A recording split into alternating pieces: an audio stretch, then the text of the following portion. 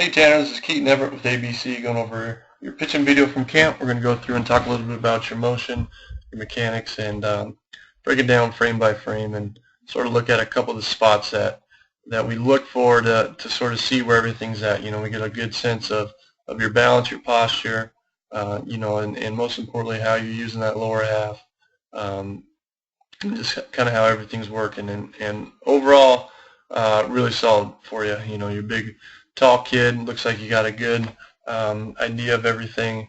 Now it's just a matter of making a few tweaks. So when you get older, get a little bit strength in that legs, you're going to be more apt to really utilize all that leverage. So we'll go through and talk a little bit about your motion here. We'll go back to the start. So basically, you know, what we look for right off the bat is posture, balance, and everything's looking good for you. You know, you got mark your head here, mark your spine, and we'll tick through here. So basically, you know, what we want to see, we don't want to see a whole lot of movement back.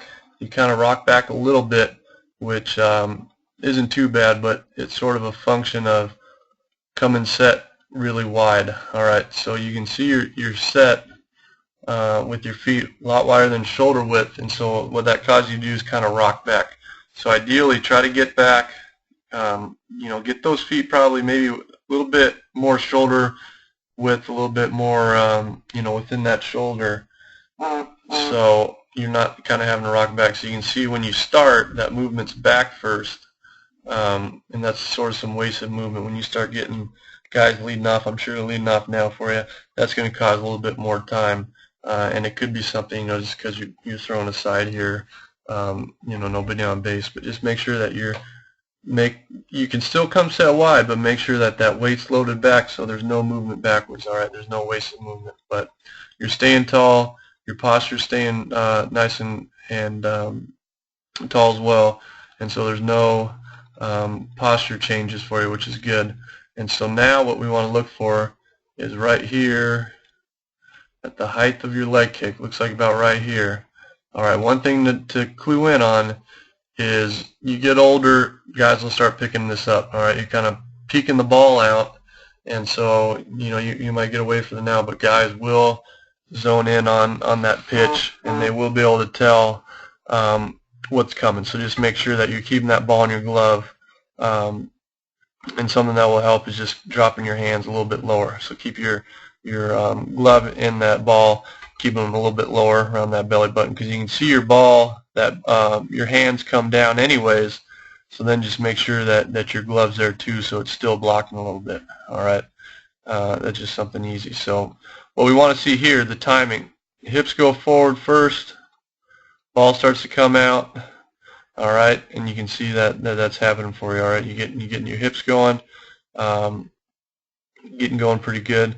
You could get a little bit more going forward with your hips before that leg starts to come down, like maybe trying to get to maybe about right here. So you're just kind of feeling like somebody's kind of pushing on that back hip right here, and that first movement's forward. You know, you're kind of ticking forward a little bit, a couple inches, then that leg starts to come down, which will get you just a little bit more going. You can see how everything's still you're still basically haven't gained any ground with your body, and you're still over that rubber. All right, so let's tick back and see that a little bit more emotion. You know, you can see that there's just not a whole lot of movement forward. You're just kind of sitting back, which to a sense is okay, because you know you want to get that timing, you want to be controlled.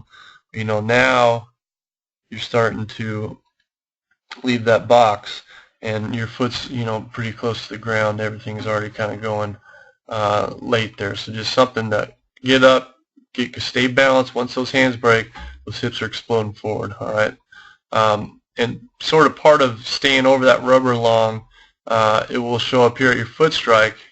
And so once that front foot first hits the ground, it looks like is about right here. You're going to start losing a little bit of energy. You're going to start kind of leaning forward a little bit. All right. So now you're kind of leaning forward. You're losing a little bit of that back side. And I'm nitpicking here. It's really not too big of an issue, but it's something where, you know, at this foot strike, you're still probably, you know, a little bit farther back with that head over that back hip a little bit more. Just to, basically if you're just kind of standing straight up, you haven't started to lean, you haven't started to go any farther. Arm angle wise, everything looks pretty good. Nothing red flagging too much of injury potential. And once again, sort of as you are able to stay back a little bit more, you're going to be able to see a little bit more torque. You can see it already starting to show up. Hips starting to go forward first before that upper body.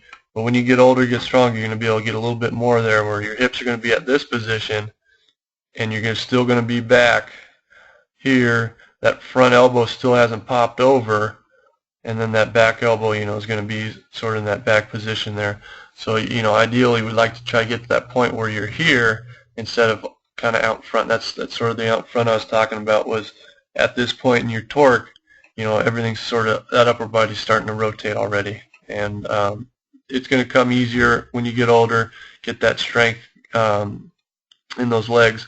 But right now, you're getting your weight down over your, whoops, wrong thing here. You're getting your weight down over that front foot a little bit too early.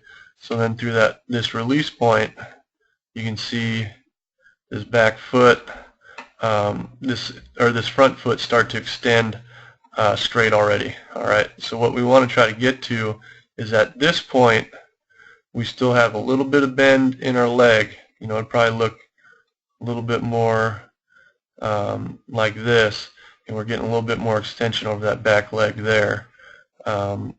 You're getting good down over that front foot, but we just don't want to lock that knee out too soon, so we're kind of pushing up against it. We want to try to have a little bit of slack there, so then at this point, your body's getting more out over that front foot. Your knee, might look something like this, as opposed to sort of, straighten up already. So you're just kind of working against your legs and not using those legs to the full extent. And again, that's something that will come the more you can kind of stay back posture-wise over the rubber, but you're getting those hips going farther. You're getting those hips going farther. You're staying back through your foot strike, and then getting everything out over that front foot. So just a little bit through there where you're losing a little bit of that lower half, some of that leverage. So again, nothing too bad overall. Really, really solid. Not a whole lot of red flags showing up. It's just a matter of utilizing that levers, utilizing that lower half to really get a little extra zip on that vault, because you got a lot more there. Coaches like the big tall guys because they got a lot of potential.